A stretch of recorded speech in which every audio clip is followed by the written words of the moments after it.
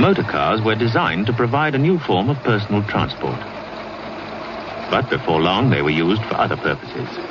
This car, with more than 100 others, took part in one of the early motor races run between the great cities of Europe, the Paris-Vienna 1902. And the new cinematograph is there to record its dusty progress.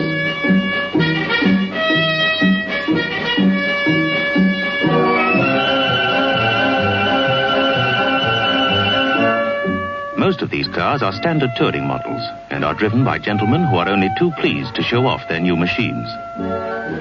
But there are also many specially built racing cars made to an internationally accepted weight limit of 1 ton. Manufacturers build faster and faster cars by putting larger and larger engines in light chassis. These cars, capable of speeds of up to 90 miles an hour, give some of the most exciting and dangerous racing ever known.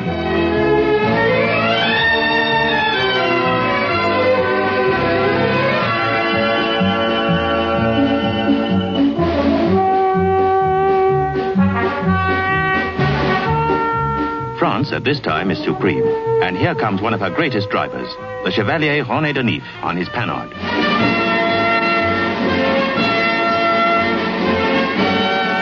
But the great Denif fails to finish the Paris-Vienna race, and an Englishman, S.F. Edge, takes the coveted Gordon Bennett Trophy to Britain. The Irish Gordon Bennett is a real international competition, with teams from Germany, the United States, Britain, and France.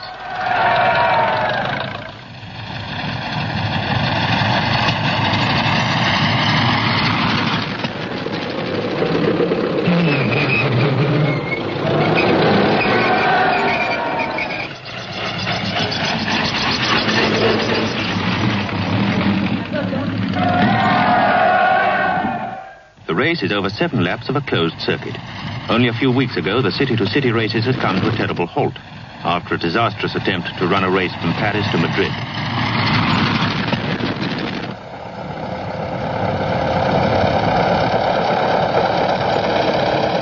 The race is to be run over a total distance of 327 miles, and the Panhard, driven by Denif, is confidently expected to take the trophy back to France.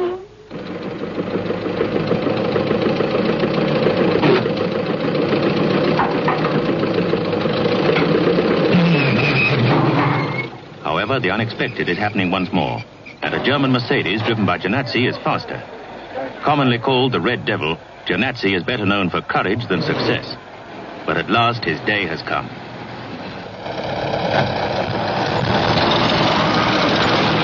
French cars are second, third, and fourth.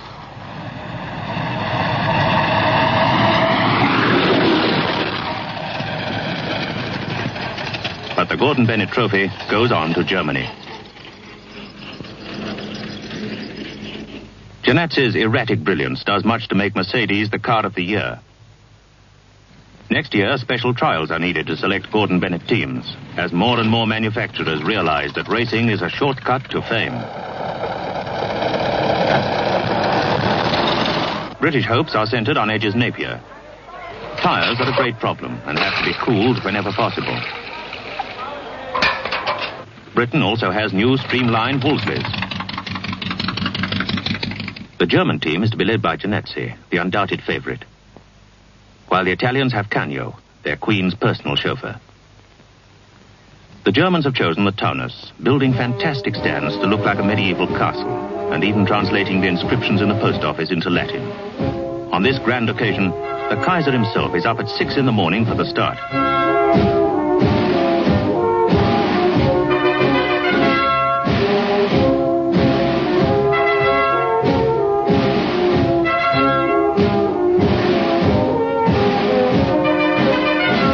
Janazzi leads off for Germany. Edge follows. Janazzi is determined to win. He has been practicing every day for 2 months. The circuit is 80 miles, with towns that are neutralized. Cars stop and are then paced through by cyclists. It is noted that the French braziers move more smoothly and hold the road better than the Mercedes with their undamped springs. It's not easy to appreciate the drama of seeing the giants for the first time. To liken a locomotive to a car, says one account, is sheer bathos. It is as the gambolling of an elephant to the flight of a swallow.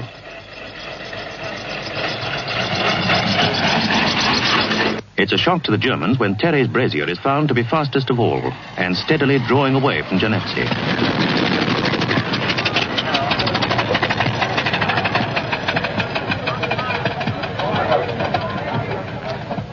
Britain is close behind. Italy is also coming into the picture with Canio's Fiat number 17. It is reported that when other drivers wave, Canio, the chauffeur, salutes respectfully.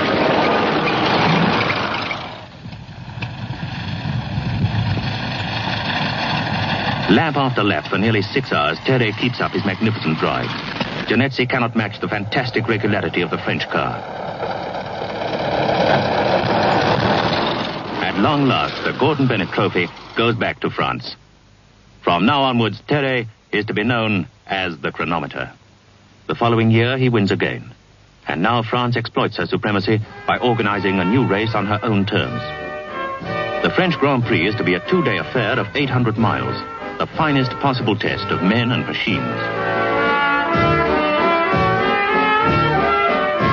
There are new Fiats from Italy and Mercedes from Germany. Designers still concentrate on large engines in light chassis.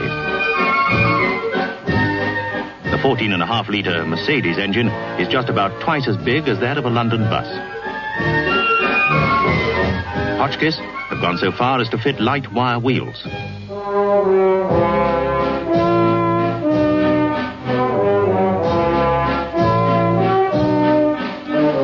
There isn't even a cushion for the driver of this car as it is officially weighed. The De Dietrichs are probably near the ton weight limit with their 18-litre engines. Clement's son Albert is having his first big race on 13A, a Clement Bayard. Numbers are allocated to makes. 5A is a brazier, so are 5B and 5C. There are no less than 23 French cars among the starters. Gabriel leads off for France. Lancia of Italy is on a Fiat. That's a new Renault.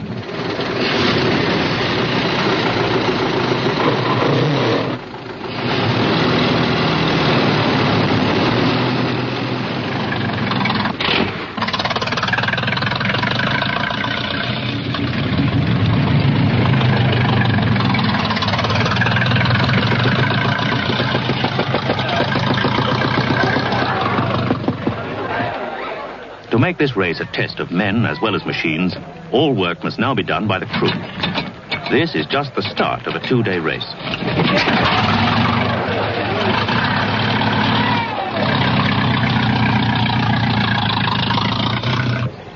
The circuit is made up of 3 very long, flat-out straights. It is above all a test of sustained high speed. Although there are the connecting corners.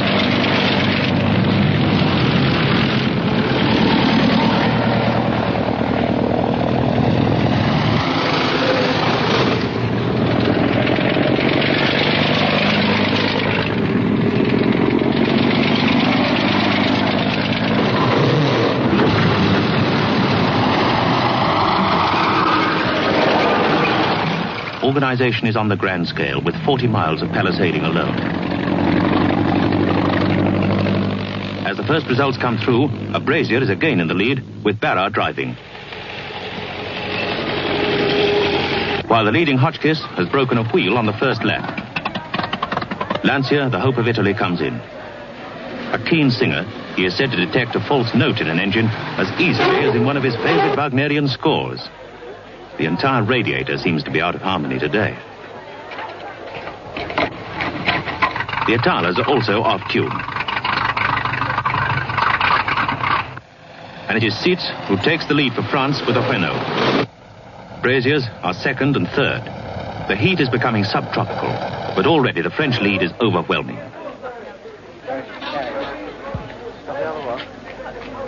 The first day's racing is more than halfway through when Leblanc finishes rebuilding his wheel with spokes borrowed, it is said, not only from his wheels, but even from other competitors.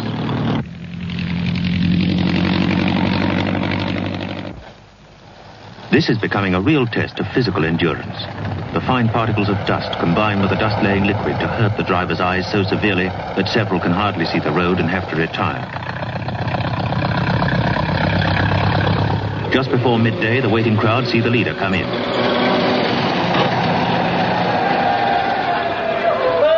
In first place, Sitz, the ex-mechanic.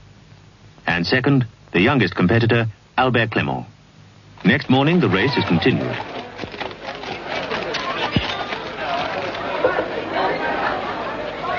Sitz leads comfortably, but the complete French victory crumbles as the Italian driver Felice Nazzaro takes second place. Young Albert's in trouble. He has to change tires on fixed wheels, whereas the Fiats and Renaults have detachable rims.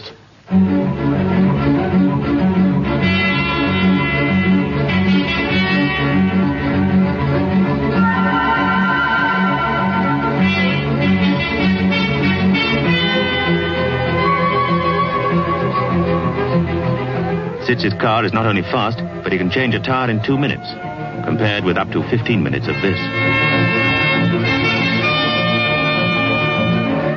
Poor Albert Clément is dropping further and further behind the Italian Fiat.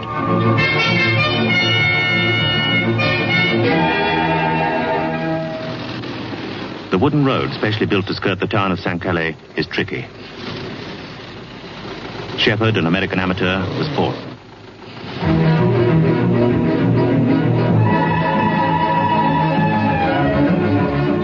Albert's back trying to catch the Fiat, while a Brazier is now fourth. The American is out. Another wire wheel has collapsed, and there just don't seem to be enough spokes left on any of the others.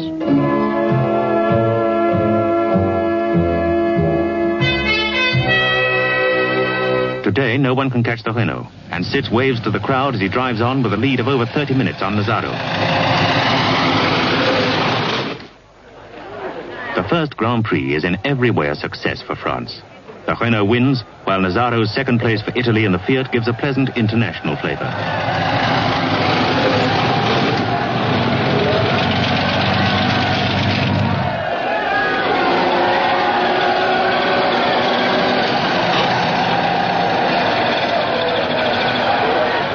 There is a new racing star, an ex-racing mechanic. The professionals are moving in. Germany counters the successful French Grand Prix by putting all her imperial splendor behind a race of her own, the Kaiserpreis.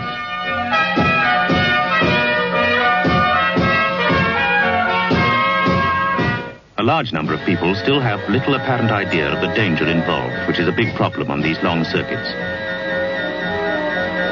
Many who should know better still turn their back on the motor car's rapid progress.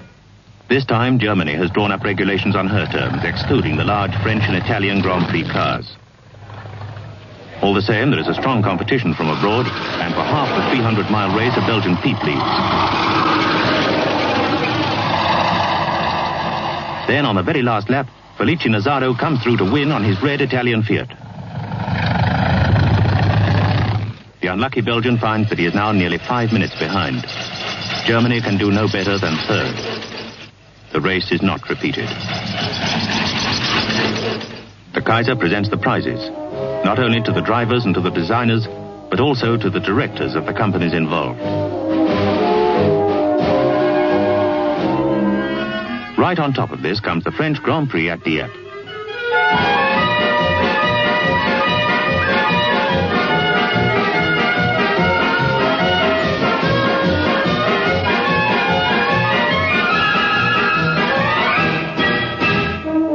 The weight limit was dangerous, and the organizers have hit on a depressingly sensible formula, a limit on fuel consumption.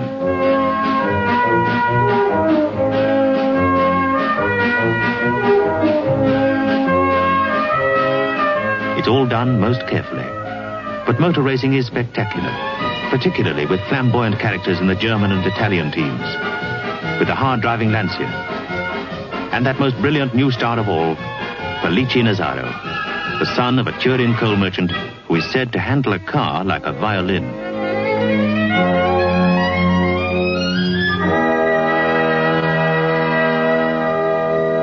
To economize the limited fuel, cars are started at the last moment, and several are in trouble.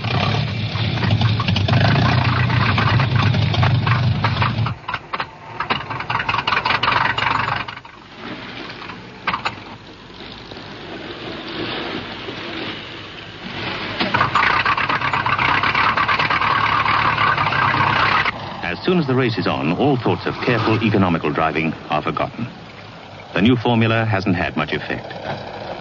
2 drivers have been killed in practice on these giant lightweights. One of them, young Albert Clement.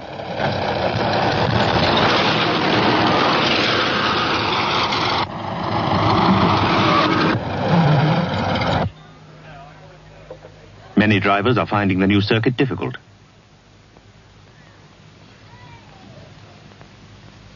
Racing encourages new and experimental cars, but this veteran Cobrambier is in her 5th season. It is not a Mercedes year. And the Braziers now seem to be outclassed.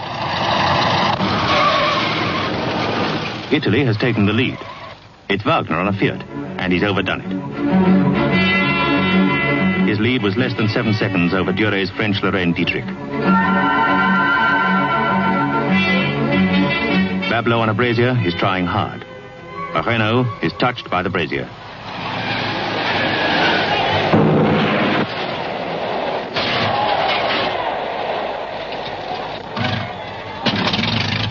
Bablo has bent the front axle, but the car is drivable. It's a Lorraine Dietrich leading for France, but Lancia's Fiat is only seconds behind. Felice Nazaro, with a gentlemanly salute, is 3rd. The speed of this car is understandable. Like several others, they're finding the detachable rims too detachable.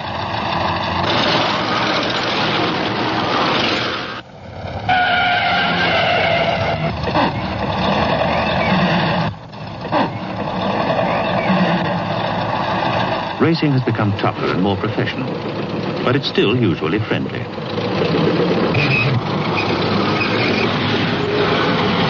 It's traditional to try and finish, even after losing 2.5 hours.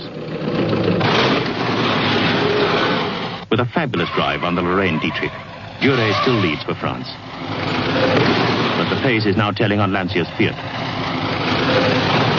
French cars are 2nd and 3rd.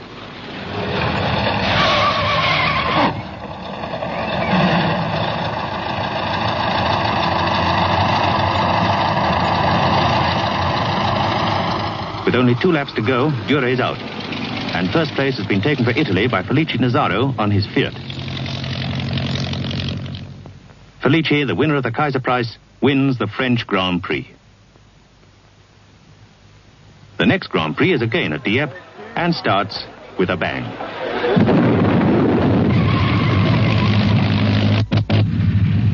Sulzer immediately takes the lead for Germany and loses it.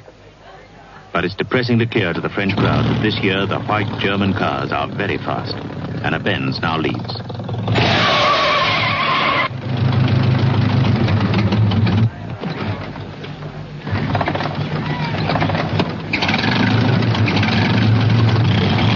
There's no fuel limit this year, but a minimum weight limit of just over 1 ton. The idea of the minimum weight is that heavier cars will be safer. Unfortunately, heavy cars have a strong tendency to keep moving in a straight line.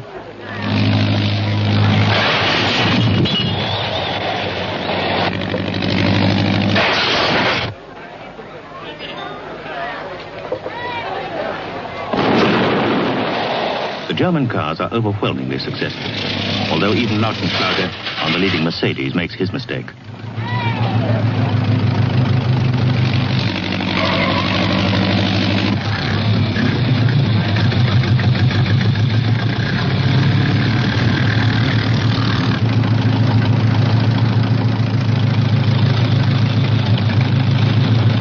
Lautenschlager still has a lead of 8 minutes when he goes on to win.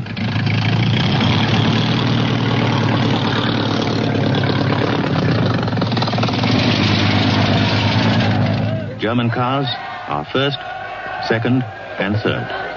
The race is a complete German victory, and the defeat of France is hard to take. This might well be the end of the French Grand Prix, but motor racing is not dead. Brooklands, opened in 1907, gives a great impetus to British manufacturers with its opportunities for sustained high speed. Percy Lambert's Talbot is the first car to do 100 miles in the hour. Track racing is also popular in the States, where trotting tracks are used for regular meetings.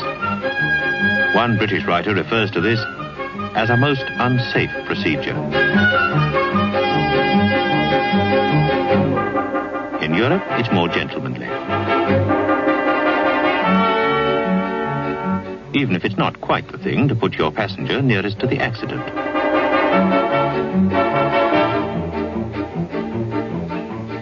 Amateur sport is always popular in Britain, and at Chesley Walsh, almost anyone can have a go. But it isn't just fun, and many useful lessons are learnt the hard way. Observe the stability of this car.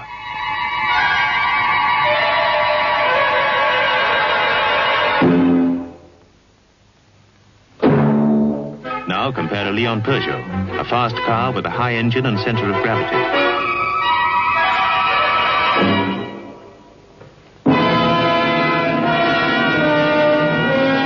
These small cars, called voiturettes, are being highly developed. At first, people looked down on them, saying they should be kept for shopping and local touring.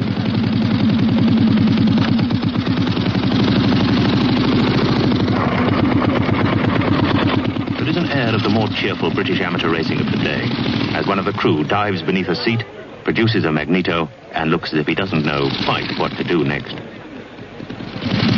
This way of spending your time demands real enthusiasm. The sheer guts of these men is realized when we see how they try to go on racing whenever possible.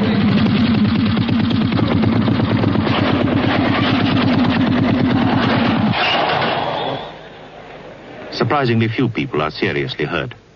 However, one accident at Encore Bridge has become legend.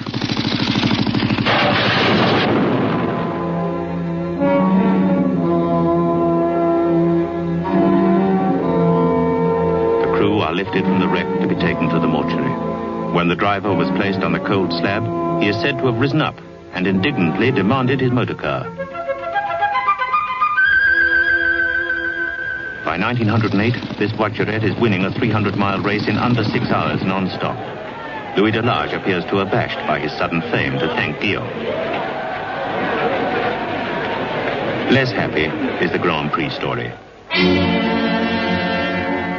The death of one of the great pioneers, Maurice Fournier, mars a gallant attempt to revive Grand Prix racing at Le Mans in 1911. Unluckily, only number 13, a Fiat, completes the full distance.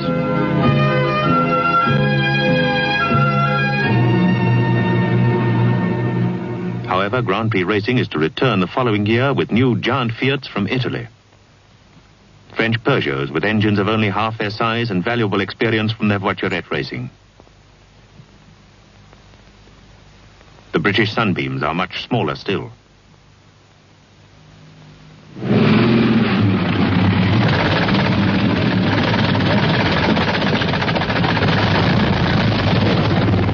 It's quite like old times as a giant Fiat goes into the lead round the old Dieppe circuit.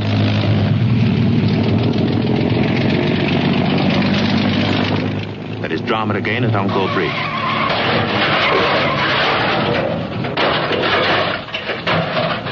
The racing, however, is different. The smaller Peugeots are setting a new standard in road holding. While the 3-litre Sunbeams come in third, fourth, and fifth. Louis Wagner's Fiat is second. But it and all the other giants have been decisively defeated by a blue Peugeot.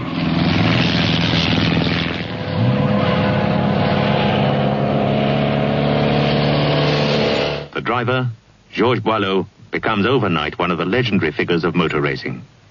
In 1913, the Peugeot engine is reduced further in size, and Boileau is the star driver. Moreover, on the new short 20-mile circuit at Amiens, the road holding of the Peugeot and the skill of Boileau are at a premium. The challenge comes from Delage. One of these new round-nosed cars laps at over 76. The British Sunbeams are again well up, and one finishes third. It is the Peugeot road holding that defeats all others.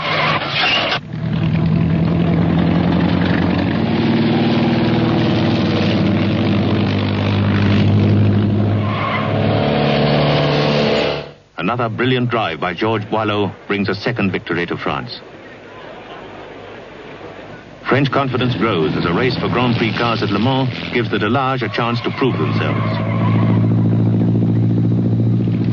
To the excitement of everyone, the Mercedes are back. But the white German cars cannot catch the French. Pablo wins. This time, Louis Delage isn't so bashful. The French industry is right back on top as the stage is set for the last act of our story, the 1914 French Grand Prix. This is to be one of the greatest motor races of all time, with cars from nearly every motor manufacturing company in the world. Sitz, the ex-mechanic, is back. So is Cagnot, the royal chauffeur. Felice Nazaro with the sensitive hands. And most exciting of all, Lautenschlager, on a new Mercedes, is meeting the great Georges Boileau on his Peugeot.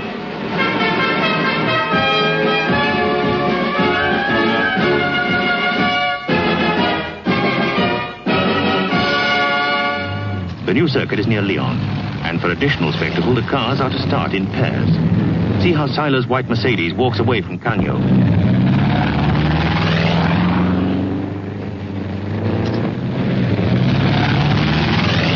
At the end of the first lap, it is Georges Boileau of France who leads the pack.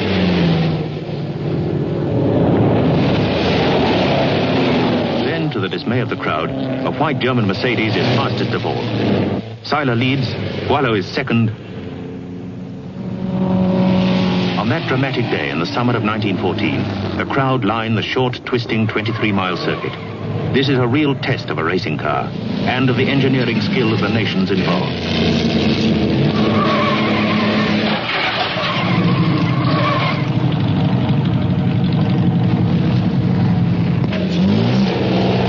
The German car leads, but French cars are close behind. Boileau is second, and number 35, Dures Delage, is third. The British and Italian cars are behind, battling among themselves, when suddenly, after only 6 of the 25 laps, Seiler and a second Mercedes are out. Boileau leads, and another Peugeot 19 is fourth.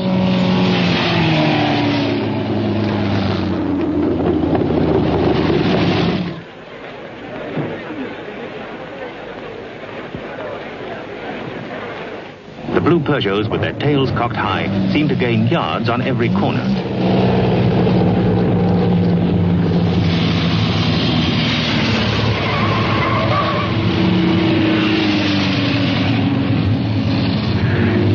Even Pablo's Delage number 9 cannot match the Peugeots.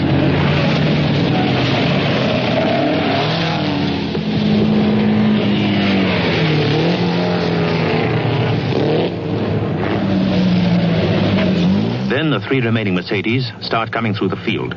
And the race is nearly halfway through when Lautenschlager comes into second place.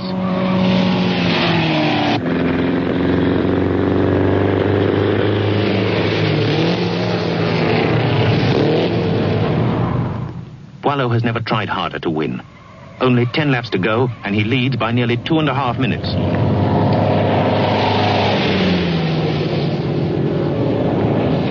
Then, in the last laps, tension grows. The crowd realize that the Mercedes are steadily gaining ground. The final lap. And as the cars stream home, the blue car is missing. Boileau's out. Lautenschlager wins with Mercedes first, second, and third. The German victory is complete. The heroic days of the pioneers are over. But the great racing cars will never be forgotten. The fragile but powerful cars that demanded so much strength, physical endurance, and courage as men raced with them over hundreds of miles of dusty roads half a century ago.